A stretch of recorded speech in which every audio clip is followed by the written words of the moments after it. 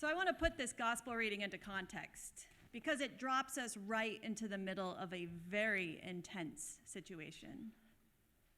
Just before this, Jesus has raised his good friend Lazarus from the dead. For Mary, who is Lazarus' sister, this is more than a miracle. This is getting her family back. For Jesus, this kicks off his journey to the cross. After he brings back Lazarus, the religious authorities are horrified. And honestly, they have some valid reasons. They say, if we let Jesus go on like this, everyone will believe in him, and the Romans will come and destroy both our holy place and our nation. This was actually a very real possibility. The Roman occupiers tolerated the Jews so long as they stayed in line and didn't push against the status quo. Jesus was definitely a threat to the status quo. They were afraid of what the Romans would do to them if Jesus empowered the Jews to rise up. So they started making plans to prevent that. So that's what happens before the passage we just heard. What happens right after is what we celebrate as Palm Sunday. Jesus coming into Jerusalem, being betrayed, getting arrested, and finally being crucified. And today's gospel is a rich and beautiful moment, actually. There's a tenderness with which the Gospels talk about Lazarus and his sister Mary. Not to be confused, by the way, with Mary, Jesus' mother, or Mary Magdalene. There are so many Marys in the Gospel. This is a different Mary. This is Mary, Martha, and Lazarus' sister. Lazarus is called Jesus' friend, and Jesus wept alongside Mary when Lazarus had died. And this Mary had been attentive, loving to Jesus in the Gospels. And so, with the religious authorities threatening him, and as he was looking straight into a terrifying future, Jesus goes to have dinner with those who we might call his chosen family. And Judas. Judas was also there. After all, he was a disciple, presumably a friend as well, though probably not as close to Jesus as Lazarus and Mary. And there are many plausible reasons for Mary to anoint Jesus' feet with expensive perfume. Perhaps out of deep gratitude for bringing her brother back. Or perhaps she saw the stress and fear in Jesus' face when he came to the door, and she wanted to comfort him, pour her love out for her friend. So she takes a pound of perfume, she pours it over Jesus' feet, and she wipes his feet with her hair. It is a deeply intimate and caring gesture. But what does Judas see in this gesture? Why was this perfume not sold for 300 denarii and the money given to the poor? And first of all, I'm going to back up. I don't like how John makes a caricature of Judas. John writes, Judas said this not because he cared about the poor, but because he was a thief. He kept the common purse and used to steal what was put into it. We all know how Judas betrays Jesus. We also know that he ends his own life after, which reveals to me that Judas was in turmoil. We don't know what was going on inside him, but I think it was complicated. We could acknowledge his brokenness and suffering without excusing the ways he hurt people. So whether or not he planned on stealing from the common purse, the problem with Judas's take on Mary's gesture is that it misses the point. It misses a few points, actually. Judas misses the point on poverty, and he misses the point on the weight of gestures. Because Judas doesn't understand abundance. He thinks that poverty is about money.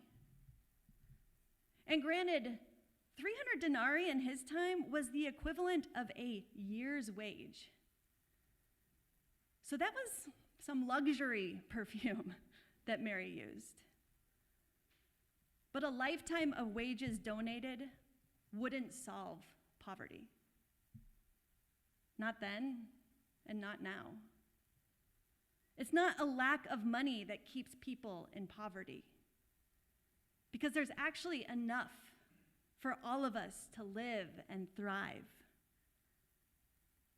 It's the lack of will to lean into love and abundance that causes poverty.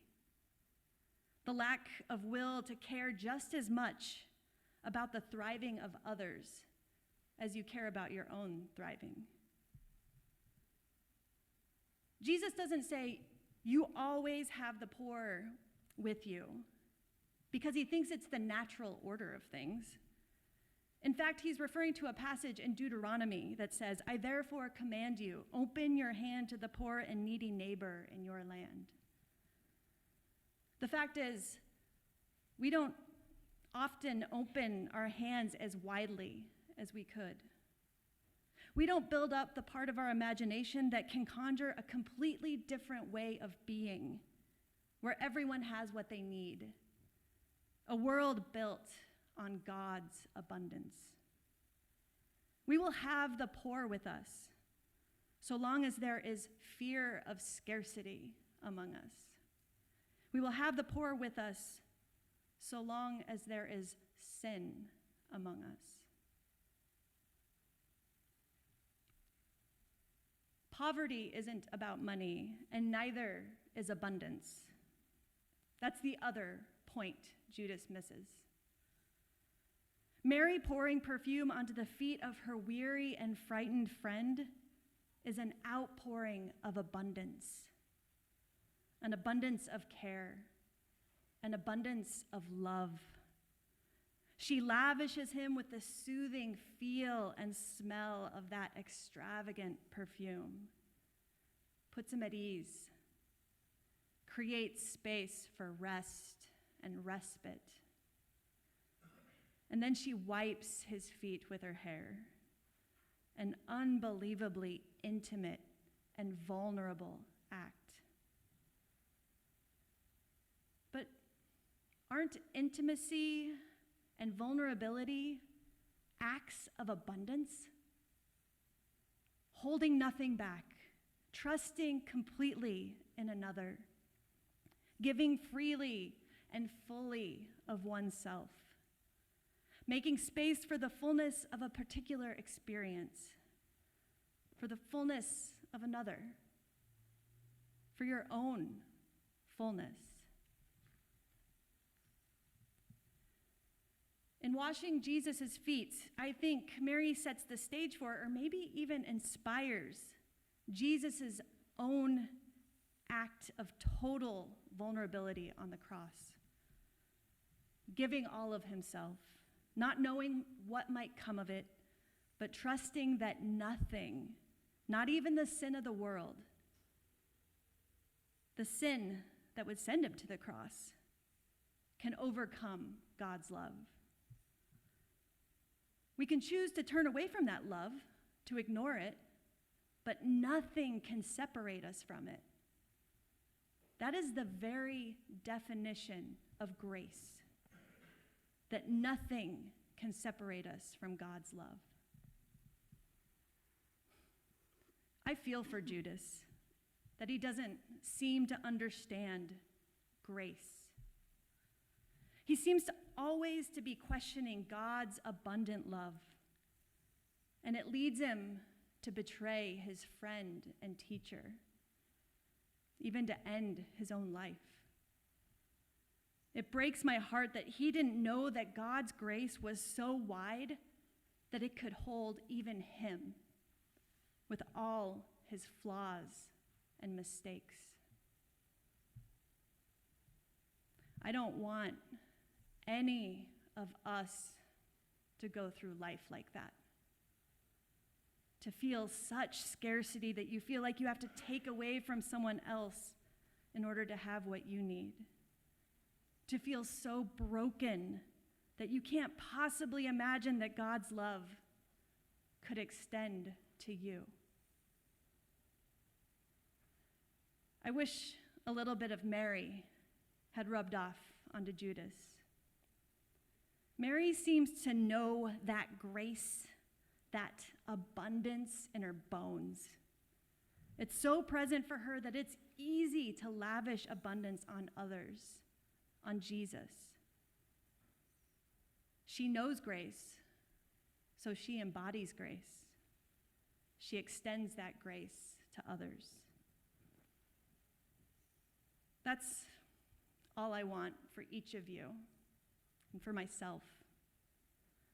To know God's grace in our bones so that it comes easy to lavish it on the people around us. Amen.